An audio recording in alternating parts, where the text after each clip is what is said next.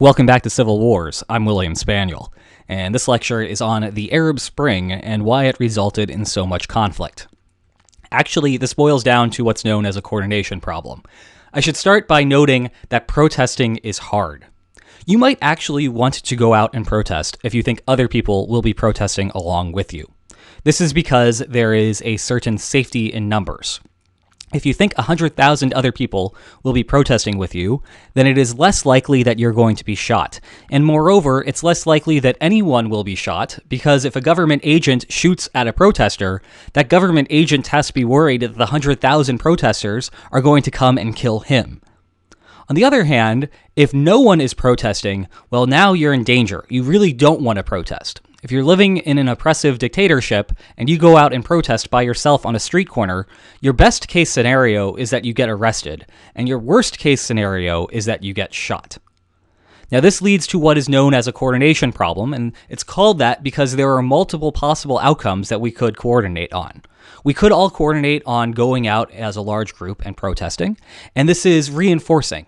So if I know everyone else is going to protest, that makes me want to protest, but the fact that I'm going out and protesting reinforces everyone else's desire to go out and protest. So this is self-reinforcing, and if we all expect the large group to go out and protest, then we would all individually want to protest as well.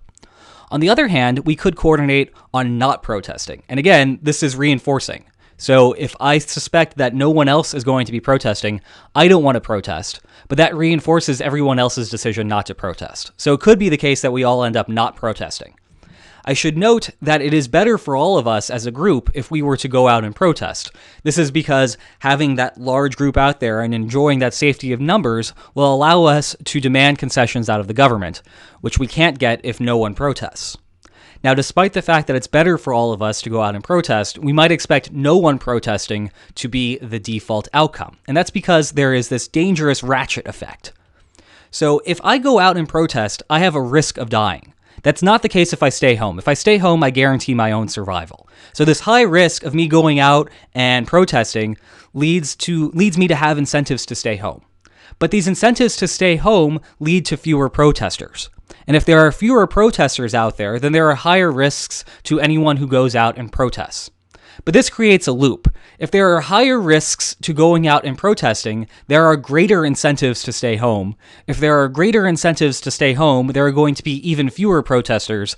And if there are going to be even fewer protesters, there are going to be even greater risks of going out and protesting. So this creates a loop to the point that maybe we should actually expect the default outcome to be no one going out and protesting, despite the fact that, again, it's better for all of us if we were to all go out and protest. Individually, we can't change that. If we're all expecting no one to go out and protest, then individually it becomes rational for us to not go out and protest. Okay, so we should perhaps expect no one protesting to be the default outcome. But let's just say for a moment that we magically coordinate one day on protesting. So we're expecting on any given day for no one to be going out and protesting because it's so dangerous. But then one day, for some reason that I'm not going to discuss here, we magically coordinate on protesting.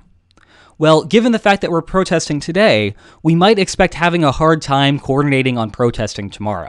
So this protest might actually be short-lived. Once we disband, there might not actually be any sort of magical coordination again that will allow us to coordinate on protesting. We might be stuck coordinating on not protesting, which is going to be worse for us than when we had stuck together as protesters. Now, this leads to what we've seen as the commitment problem before. So this is a coordination problem that leads to a commitment problem. So think about this. Think about protesters. They have to decide whether to fight the government and demand concessions, perhaps risking physical violence and saying to the government, you have to step down or we're going to fight a war against you, or the protesters can go home. If the protesters go home, the government can uphold an offer that they gave to the protesters. The government might be listening to the protesters' demands. The protesters demand this thing, and the government says, yes, we will give you this thing. Now go home. The government later on can then choose to uphold that offer or renege on that offer. And this is the exact same game that we've seen before. We know what happens here. The government has incentive to renege on any offer that it makes initially, And because of this, the protesters know that if they go home, they will ultimately not receive their concessions. And this is, again, because if they go home, they're not going to be able to coordinate very easily in the future. And this means that all of the power that they've achieved by magically coordinating that one day is going to be gone. And so to act on that power that they have temporarily, they need to fight and they need to demand that the government step down or risk a war. And so the outcome here is for the protesters to fight, despite the fact that everyone might be better off if the protesters were to go home and the government were to actually credibly commit to upholding the offer. This is because there is no cost of conflict here. So the protesters and the government could both do better if the government would actually uphold its offer and the protesters were not to fight. But the commitment problem prevents that from happening, so we end up in this inefficient outcome. So this is the common problem that we've seen over the Arab Spring, where you have large groups of protesters coordinating on protesting one day, and this inability for the government to credibly commit to upholding its offer forces the protesters' hand and demanding the government to either step down, or in the failure of the government to stepping down, the protesters then going out and fighting. Now, what we haven't talked about here is how we might magically coordinate on protesting. And what I'm going to be doing in the next couple of lectures is explaining how governments actually try to stop protesters from magically coordinating on protesting, and an example of when this actually failed and when the government accidentally encouraged protesters to go out and protest. Hope you enjoyed this, and I'll see you next time when we talk about Chinese censorship of the internet, and the next time after that, I'll talk about the fall of the Berlin Wall in East Germany. See you then.